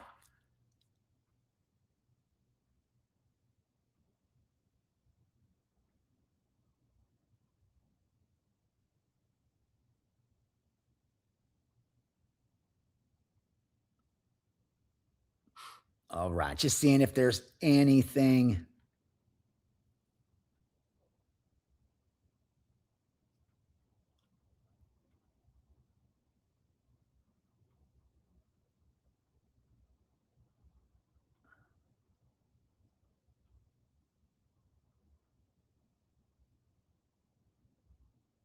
Oh, no, John, that's a great question. The only thing worse than underbetting is overbetting. Overbetting is the worst because it'll break you and you'll be out of action. Underbetting is dangerous because you're not maxing your profit. And if you get cold by not maxing out your profit, that could cost you during those times. Like where before you would be at break even, now you're down units. You have double the work to make up where you really shouldn't if you would have just bet it to that exact or more efficient bet size. The difficulty is, other than closing line value, it's hard to determine exactly what your edge is. Like we could know, like I said, that fight, like we bet a fight at minus 130 and it closes minus 170. I can do the math quickly and I could determine I have close to a 10% edge. It's not always that black and white, especially when you add point spreads in there and 6.5 compared to 7.5. Then you got to translate it to a money line. Like it becomes more difficult in knowing what your exact edge is. Now, again, you could simply do it by closing line value because that is a proven edge. If you have CLV, you're a mathematical certainty to turn a profit long-term, as long as you manage risk correctly, because you're beating the market. So if you're constantly beating the market, you're making money. It's the equivalent in any other market. If you're constantly buying Bitcoin at its lows, you're making money because you're able to sell it at its highs. But if you're constantly buying at the highs, you're fucked. You're always selling lower. You're always at a loss. But yeah, you don't want to underbet your edge either, but it's more dangerous to overbet. Underbetting will cost you also, but it won't break you. That's the difference, where over betting is going to break you.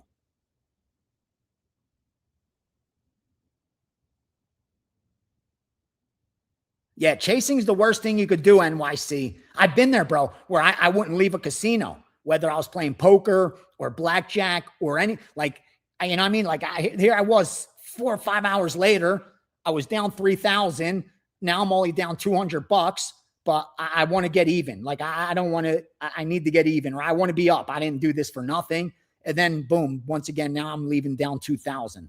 Instead of, I could have just walked out with a $200 loss. But instead, I needed to break even. Bro, that's happened to me in trading stocks, in trading crypto.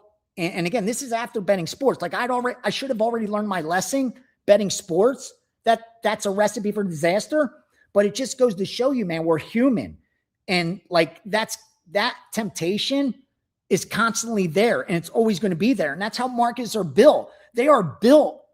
Markets are built and designed to transfer wealth.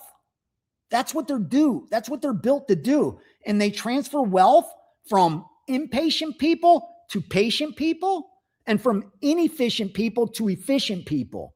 That's exactly what markets do. And that's why institutions make all the money, because they're efficient. They're very efficient in how they trade, where we don't. We're emotional. We're not technical. And maybe in life, that's okay to be that way. But in the business world, that's a negative. Doing anything off emotion is a negative. And when you're talking about money and your opinion, which is ego driven, how can you not get emotional? That's why you need systems. When you have systems and rules, they keep you in check. But can you stick to them? That was my biggest hurdle. Like, I knew what to do. I had the knowledge, I had the experience, I had the education. Like, fuck, how many times do I have to see this before I realize it? So I'm not the smartest guy in the room, but I know I'm not a complete idiot either. And like, eventually it sinks in. Like, okay, you're doing this the wrong way, bro. Do it the right way. So most of you are sharp enough. You know right from wrong. Like, you don't need me to tell you. And please don't ever, when I share my experiences or knowledge, don't ever assume that I'm coming from a level of authority, bro. That's not what I'm doing. I'm coming from a level of experience. And a lot of the experience is good, but a lot of the experience is bad also. But I'm willing to share those. Hopefully you can avoid them, because they are part of the road to being a profitable trader.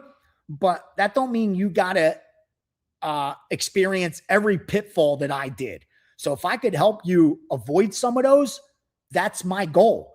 And chasing bad bets, chasing action is one of the quickest way to go down that rabbit's hole of debt, like building a huge hole that didn't have to be there. Dude, it's happened to me where I had no business, like, just sitting around being bored. And then I'll look on there's the odds. And all of a sudden I'm looking at a live score, seeing the betting line. I'm like, oh, wait, there's a bet there. Maybe. No, there isn't, bro. What are you talking about? I'm trying to find the bet. It should jump out at me. Inefficiency should jump out. I shouldn't have to dig my way into it. And again, most of us know what we're doing. We understand when we're making mistakes. We know when we're over betting. We know when we're chasing. We know when we're placing a bet we shouldn't. We know when we're taking a bad number. But can we stop ourselves from doing that, man? That's the key. And I don't know how to teach someone that, because it took me a long time. I hope most of you are built differently and can overcome those hurdles quicker than I did. But I'm telling you, like, I should have had wealth a lot sooner. And by wealth, I mean for me, like, to where I'm financially secure and comfortable. I should have been there a lot sooner. I was my own worst enemy the entire way. Like, I created my own hurdles the entire way because I knew better. It's different if you don't know better. Then it's not your fault. Like, you're going to learn from experience. You can't be born knowing that shit. But I was surrounded by very sharp guys that were doing this at very high levels and were winning. There was no reason I couldn't have mimicked that. There was zero reason I shouldn't have caught on to that sooner and had the discipline, the self-awareness to, bro, what are you doing? You're gambling. These guys aren't gambling. That's why you're losing. And as long as you're gambling, you know what happens to gamblers. They lose. Gamblers don't win.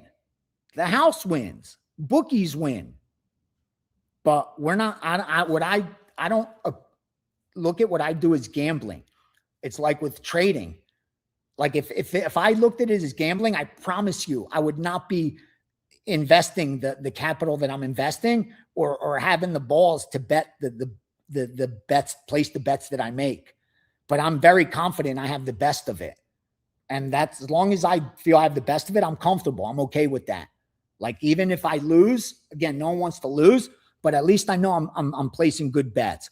But again, it's a long about way NYC of saying, bro, you know what to do, dude. Get to where you're actually practicing what you preach. Most of you, again, are sharp, smart fucking guys. You're not idiots. You're not here by accident. Like, you could tell the difference between a scammer, a dude talking shit, a tout, a guy selling bullshit internet dream, than someone that actually is a fucking grinder that does this shit for real. You could see the difference. That's why you're in here. Like, so I know you're fucking sharp enough to know right from wrong when it comes to sports betting. And that's why I love having the Steamroom. And I love having long-term subscribers, because we could come in here and remind each other of that shit. And even I need to be reminded. And the fact that I got to come in here and go over year to date, explain that, yeah, I'm down. I'm down. If the year ended right now, I will have failed you, because my job is to, like, I'm not here to, like, again, you can't guarantee the future, but I'm trying to, if I'm selling a product, and when it comes to sports betting, a subscription, it needs to be a result. Like, I'm selling a result. That's how I approach it. And I feel like our result is profit. And right now, I haven't produced that in 2026. Now, unfortunately, I have a history going back to 2015 that's actually documented. That's a long time. But that don't mean anything to you. If you just met me 3 months ago, that don't mean shit to you. The only thing that fucking matters is what I do this year, right? So, bro, I get it better than most, believe me. But the reason I bring up 2015, 2016, 2018, 2020 is because it proves that I have a history of doing this.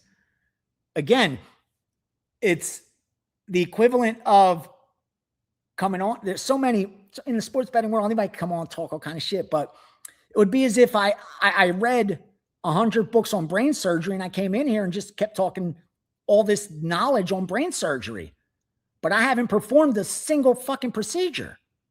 Would you trust me to operate on your head? Would I be the guy, even though I know everything, but I read every book written on brain surgery, and I could recall word for word every sentence of every one of those books, because I've done nothing but read those books for the last 25 years.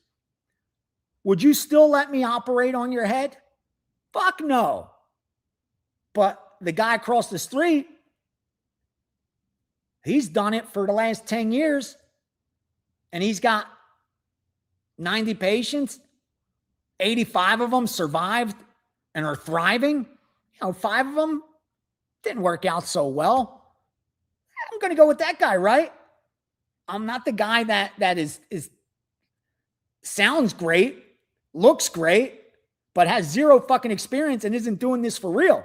Because, bro, I could promise you, I'm not calling out names, but there's a lot of sports bettors on the gram showing a lot of money betting that are down not 6, but 7 figures to sports books in Las Vegas and bookies around the world.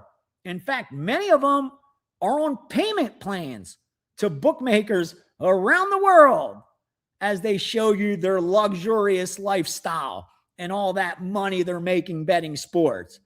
No, they're trying to convince you to send them money to buy their stupid fucking picks and their luck and their can't lose tonight. I have that one game. Dude, if it worked like that, then fucking wait for that one game, liquidate everything you have, double up your freaking net worth, do that 2 or 3 more times and disappear. What the fuck are you on the gram for? Bro, that's not how it works. Like, this shit's a grind. I love it. I was built for this. There's nothing I'd rather do, but it ain't easy. I'm not going to try to convince you that it's going to be easy, but it shouldn't be, dude. It shouldn't be. It should be difficult. Like, anything that matters is difficult. Monday, I hired a trainer so that Monday I start working out again correctly. Like, I've done it throughout my life, but I want to work out correctly. All right. So I hired a professional to help me do this because it matters to me. Right now, I have to put in the work. It's on me to put in the work. It's not on him. He can only provide the necessary tools for me, but I have to be willing to put in the work. I have to be willing to show up, to not cancel, to follow through and do it on my own on days he's not going to do it, and be there to, side by side. Like, that part's on me. It's like that with everything. Like, anything that of value is going to take hard work, and it's going to be on you. And this venture is no different, man. It's no different. But once you do figure it out, then the opportunities become endless, because markets are endless, books are endless, and it's just growing. The Kalshis, the poly markets, that shit's just starting. You're now at ground zero for all of that. There's nothing but opportunity for you young guys in these markets if you learn how to use them. But if you approach it like a gambler, like those dudes on the internet showing you those flashy cars and those flashy fucking toys that they have, that didn't come from betting, but came from people just like you that sent them $100 and $500 and $1,000. That's where all that shit came from. And so much of it came that even though they've lost 7 figures betting, they still have more enough left over, because they've convinced so many young new bettors that are looking for an easy fix that this is how it's done, that you could do it this way. It's just like, bro, think about it in the health industry. Like, I'm talking about now, working out and eating right and stuff.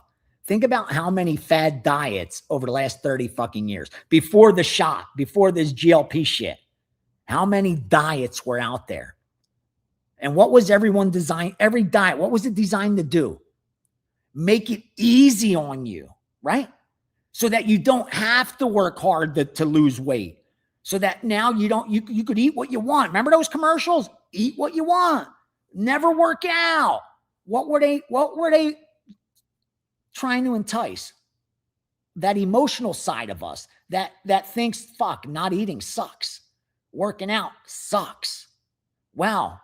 I could have that without working out. I could have that body with eating whatever the fuck I want. Sure. I'm down. I'm in. Where do I sign up? It's the same shit with sports betting. Wait, you mean I don't have to fucking grind? I'm not going to have losing days and weeks. There is no variance. I don't have to bet size correctly. It don't matter how many outs I have. I don't have to line shop. Oh shit, this is fucking awesome. And wait, I'm going to have that same Corvette in 3 months too? No fucking way. Okay, sign me up. Where do I send my $1,000? And little do they know, you have a $3,000 fucking bankroll. What the fuck are you going to do with $3,000? Like, what business in this planet are you going to open with $3,000 that you're going to make 50 grand a month with? Tell me so I could open one too. Like, what business can you start with $10,000 that you're going to make 50 grand a month on every single month? Zero, none, right? Live in the real world, where if you have a business that you start with $10,000 If at the end of the year, after paying all your expenses, you made 15% on top of that, fuck, you're in the 1% that actually made money off your small business in your first year of business. Most lose money the first 3 to 5 years. And then 7 out of 10 end up closing their doors within 5 years. That's what business is. That's the real world. And that's if you have a product and they still close down. Again, this isn't to discourage you. This is to encourage you, but so that you know what you're walking into. Again, luckily, this is where the internet is a beautiful tool, because we have the ability to determine what's bullshit and what's worth paying attention to. And I know that my way isn't the easy way, but it's a proven way. And at the end of the day, it goes back to dieting. Burn more calories than you consume. End result, weight loss. I don't know how you get there, whether it's less food, whether it's burning more by exercise. Somehow that equation has not changed. That equation is the exact same since the beginning of time. How do you drop weight? Burn more than you consume. And yet, for decades and centuries, we've looked for an easy answer. Because it's hard work, bro. It's hard fucking work. And sports betting is no different. It's no different, but you can do it. Just develop those factors that matter. Patience, discipline, ability to withstand variance. That's what makes you a winning sports bettor. Winning information in 2026, that's easy to get. Learning to even beat the market yourself, if you have the time and the fucking passion, yeah, that's doable too in 2026. Fuck, I gave you a course in blackjack on how you could be the favorite every time you walk in the casino. If you buy, whoever bought my year got a free course on advantage blackjack that I paid over $5,000 for. I used for over a decade and makes you the favorite every time you walk into the casino against the house. It's right there at Wager Talk for you. Anyone could take it and within 8 weeks learn how to do it. But do you have the drive, the passion to actually follow through and make it work? Like the steps are there. The blueprint's there. There is nothing stopping you from beating a game of black. Like you could be an advantage blackjack player in 2 months. In 2 fucking months, you could be a threat to the casino. Zero probability that won't be the case if you learn that system. Zero chance you won't be the favorite. Yet, how many are going to do it? How many actually are going to put in the time and the hours that it takes to master advantage blackjack so that they could go in there and beat the house? I spent 3 months putting that course together. And I told Johnny, it was the one, I said, I'm going to share shit, bro, that I learned on my own from experience that no one's going to ever add in a book. That even if I wrote a book on beating blackjack, I'm not going to add this shit in there because this is actually where I find most of my edge. And I said, I'm going to share that with them so that if they really, really, truly fucking follow this, practice it, learn it, they don't ever need me again for nothing. They will not, as far as blackjack goes, they do not need anything from me. They could take that, run with it, and make as much fucking money as they can. In fact, it is the exact system, except improved, that the MIT group used. And they wrote books about them, made movies about them. And here we are 30 years later, and everybody knows about them. Okay? And we have at Wager Talk a course given for free, for fucking free. You get it? To beat the game of blackjack. And wait, did I prove that? Go look at video. I wish I could play. That's proven. Again, that's not me showing off. That's just reality. of the shit that I have to deal with for beating the game. And I put a course together that in only 8 fucking videos teaches you how to beat the game, what games to look for, what rules to look for, what bankroll you need, what your risk of ruin is, exact unit size, exact edge before the freaking cards are dealt, what your edge is, how not to get thrown out, all that shit. How many are actually using it? How many are doing it? I think we had like 40 guys took that course. Okay? How many are doing it? How many tried it 3, 4, 10 times, didn't get rich, said, fine. And it's the exact, it's the fucking, it is the blueprint that you can print money if you could get away with using it. Like the reason I'm not printing money using it is because I can't get away with it. People know what I look like now. Like I can't do it, unfortunately. Like, so I have to use different times. Like if I'm with a girl and I have her play and I stand behind her, or if it's a holiday here in Vegas and like New Year's Eve, or it's a big UFC event or a boxing event and there's such a crowd, those are opportunities I look to apply that craft, because I can't do it. I would have to travel to do it. And yet so many of you that no one knows what your faces look like. No one knows your freaking names. And you have a blueprint to go in there and beat them, have an edge over them. And who's doing it? Who's doing it? Because it ain't fucking easy, bro. Because you have to put in the work. Again, it's on you. At the end of the day, it's on you. I can help you by providing the tools and the experience that I've gone through. I can't help you with a lot of things. I told you there's 2 things that I know I am a fucking master at, that there's nobody's going to sit across from me and tell me shit that I don't know. I'm very confident in that. It's advantage blackjack and it's sports betting. If you give me an account, I'm going to beat you. If you deal me cards, I'm going to beat you. And there's nothing you can do about it. There's nothing you can do about it. Zero. You have 0 chance of beating me long term. If you're going to deal me cards and I could play the game fairly, there's no chance I'm not taking your money. 0 chance. 0 chance. None. There's 0 probability. Like it's not even possible that I'm not going to take your money, because I'm the house at this point when it comes to blackjack.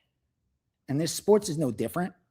It's just the sample size is different, because in blackjack, you see it obvious because I could play 200 hands an hour. In sports, I got to take fucking a month to make 200 bets. Most of you sign up for 7 days, 3 days, 5 days. Like, you don't get to see. You don't get to see shit of us beating closing lines. I'm down for this year. You know what we've done to the betting line, the closing line value we've had?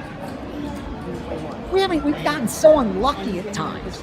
That's not going to, that shit changes. That's why 9 out of 11 profitable years, because eventually that changes. Okay? Just like you can't defy probability forever, it can't be defied on you forever. I know we have the edge with sports. I have 0 doubt. And again, it's on me to use this information correctly and narrow down the most advantageous positions. And I need to continue to improve on that. But we have the tools. That's what matters most. And again, with the blackjack, it's there. It's waiting. It's just sitting there. Anytime, any day, anyone wants to learn, it's just waiting for you. So with that said, I'm going to go see if we could confirm any more UFC for you. Any of those baseball that are worth betting, we're going to bet. Otherwise, we're going to cheer in England. We hit our soccer already, 2-4% for today. And tomorrow we're going to hit one of our futures in the World Cup and see what other kind of action we could get in. And we start fresh on Monday. So you see if there's anything. 4-0 right now, Anthony. Lithuanian soccer cashes. Let's go. Let's go. Here we go. We're not fucking around no more. Thoughts on Duplessis Usman? Yes, sir, Mike. I like Duplessis. At this price, it's Duplessis or pass. The problem is I'd be going more on opinion than implied win probability. Like, I don't think we have a huge edge in the betting line, but based on where it opened, I could only look at Duplessis or pass because I could have got a lot better number on Usman earlier in the week, when this line opened up. So, and I do think the Duplessis side is the right side. You have a huge age advantage. I mean, you're looking at Usman is an elite guy. That's why I think a lot of models if you're a modeler, you probably are betting Usman, and you're probably seeing value on Usman. And I would even suggest that there's a lot of models that have Usman winning this fight because of look at Usman, who he's fought, who he's beaten. Like, all that is taken into account when they model.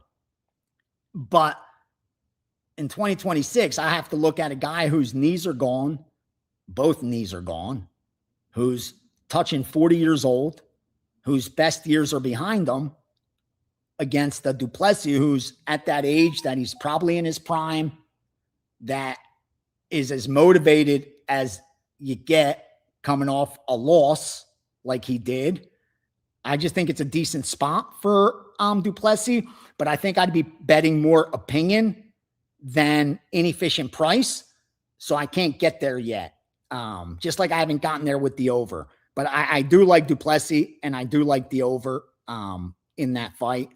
It's the only way I could bet it. It would be Duplessis and over or pass in that main event. Ronan, you got the links at plus 800, right? Yeah, those are nice. Those are nice. Hell yeah. Hell yeah. Good for you.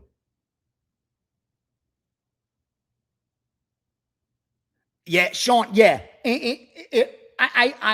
I bet them all the same. I handicap them all the same, meaning I'm trying to determine what the implied win probability is.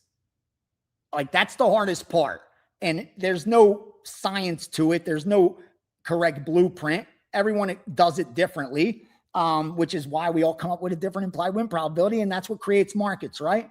But for me, it's all comes down to that. What is my line compared to theirs? Now, in football, I use those power ratings and I create a line for each of the games. I don't have the confidence to bet them yet. Even here I am this many years into my career. It's what tells you I've seen enough, bro, to know my limitations. Like, that's also key. Sometimes knowing your limitations is very, very key to your long-term success.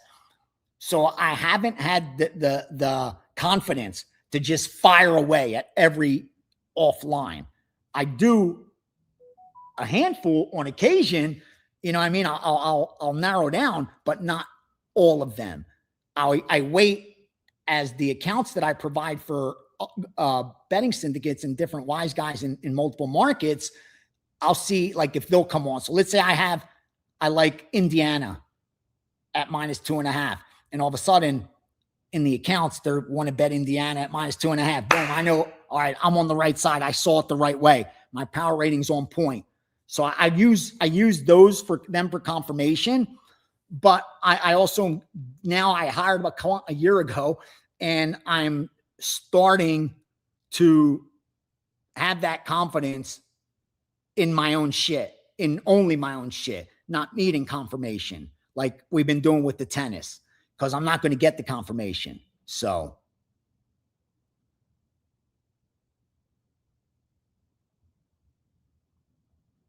God bless you, John.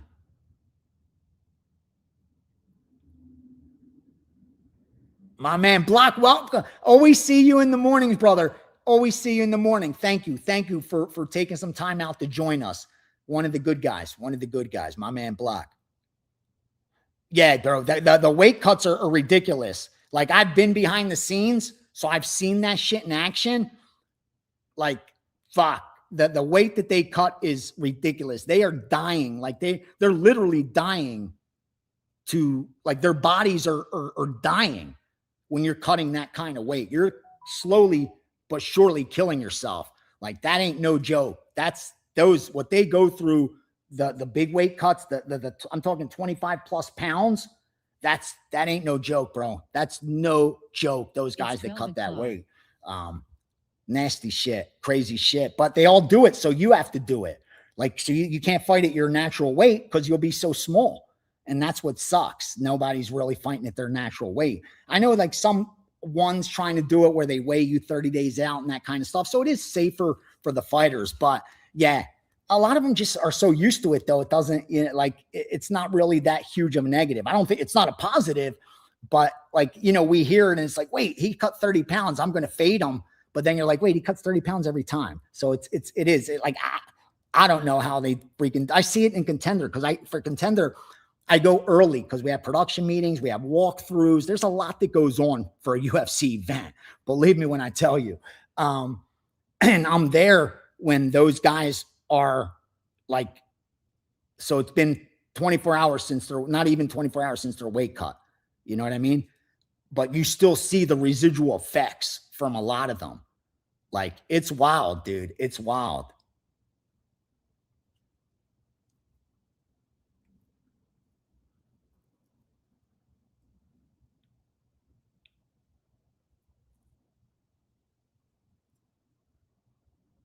Yes, Sean. Yes, I've done that and I still do it. I still do it, bro. I'd be lying if I said different. Sean asked, have you ever placed a bet, small or large, at any time just to have action? Yeah, I've done both. I've bet small bets and large bets just for action, and it never turns out well. Even when you win, it doesn't turn out well because you do it again and again and again, and you're going to lose more of those than you're going to win. And you should, because you're laying 11 to win 10. So if you are just picking for action, then you're not really looking at any edges. And if you're laying 11 to 10 with no edge, eventually it's going to cost you. Now, you may win first 10 bets doing that. You may start off 10 and 0. You may be 15 and 2 after 17. But after 40, 50, 60 bets, unless you retire, you're going broke doing that. See, and that's what the point I'm trying to get across more than any else. If you are only betting today, then none of this shit matters. Closing line value doesn't matter. Shopping for the best line doesn't matter. EV, nothing. Implied win. The only thing that matters is cashing that ticket. That's it. Being right is all that matters. Being right. Not value. None of that shit. That's all nonsense. That's all fucking words. Okay? But if you're going to bet tomorrow and next week and next month and next year, then that shit is actually the only thing that does matter. Being right doesn't, believe it or not, because you could be right and have placed terrible bets, and eventually doing that's going to break you. You can't do that long term and make money. Remember, probability works both ways, with you and against you. So, that's the negative of betting for action and doing it for fun. You got to be able to, like, who buys stock for fun, really? Who does that? Who says, I'm going to buy 8 shares of IBM just for the fuck of it because I want some action. We don't do that, but for sports, somehow we do it. And here's why. Because you never stood in front of a CVS and going, come on, CVS. Come on, yeah, CVS, yeah. We don't do that. But we have gone to stadiums and cheered in teams, and in front of our TVs, we've gotten mad and emotional and happy and all those feelings. That's the difference. We have emotion. We're tied to this shit. That's why we will bet it for action. We will bet it because it's on TV. We will bet it because our team's playing. And that's when you got to be able to separate yourself from that. What am I doing it for? If I treat it like a business, it pays like a business. If I treat it like entertainment, it's going to cost like entertainment. As long as I understand and acknowledge those facts, those 2 facts, then everything else is just fine. Then I know I'm doing for entertainment and it's probably going to cost me. That's okay. Entertainment costs. But if I'm doing it as an investment, then I ain't betting for fucking action, and I'm not betting because it's on TV. That's, again, I love you guys, and those are the kind of questions that I live for. I live for those questions, Sean. Thank you, because that's exactly the stuff that we come across every single day. Each of us will have to deal with that shit every day and have to make a decision whether we're going to bet it or not.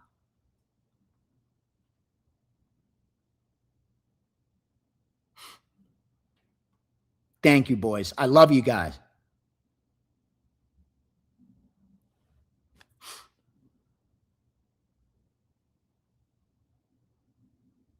Yeah, that's a great point. Bob said it. He said it's a great course. My problem is finding the right table or time. That it is. It just, that's why I don't play poker. I love poker. I would love to sit at a poker table.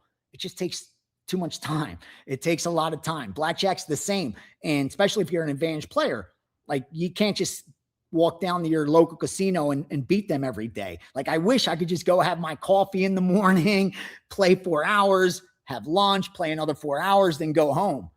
And do that every day. Oh, what a great life. I wish, God, please.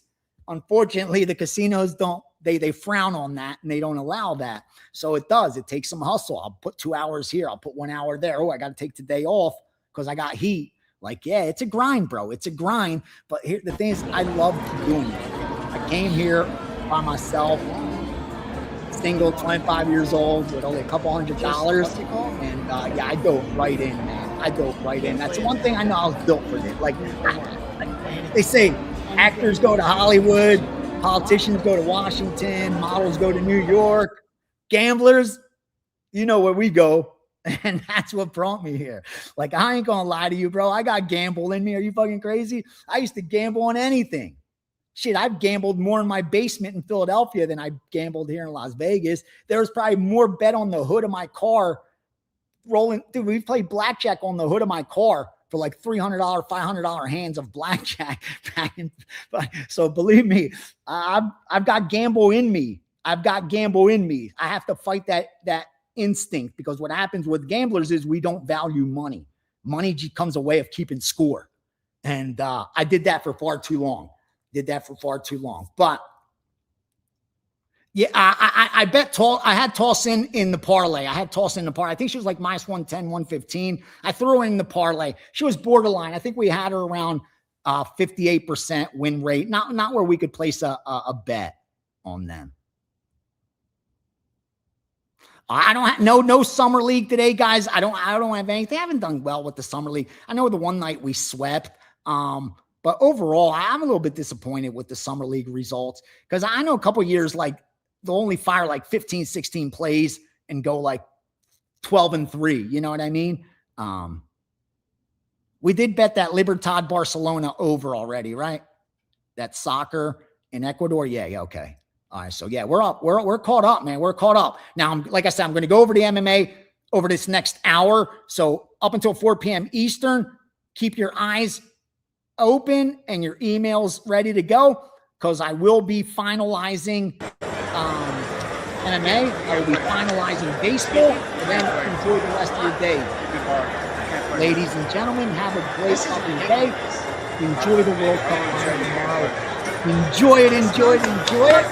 We start fresh on Monday. I'm going to have a Steamroom again next Saturday. And I promise you, one's coming in the middle of the week, because I want to talk investments, especially after what happened with AI 2 days ago. What an opportunity. We talked about it. Have dry powder ready. I told you I was 80% in cash for one reason only, and that happened on Thursday and Friday. We were waiting for that dump. Now, I did some buying, but I'm not holding long. Like, this is just a short trade, because I do think we're going a lot lower, especially with the semiconductors, like that AI. Remember, these stocks went up like meme coins, bro. What do you think was going to happen? And then you have guys, oh, Micron's going to 2,000 and Marble's going to 8,000. No, it's not. Shut up. It's going there, just not doing it today. It'll get there, just not today. And people got a little excited with the AI stocks, and I knew it. Once the barista starts asking me about AI, just like with Bitcoin, same shit. Once you're barista, and no disrespect to baristas, I mean, fuck, God bless them. But they spend 8 hours a day making coffee, another 8 hours a day with their family, and probably 8 hours sleeping. Where are they going to find out about what to invest in?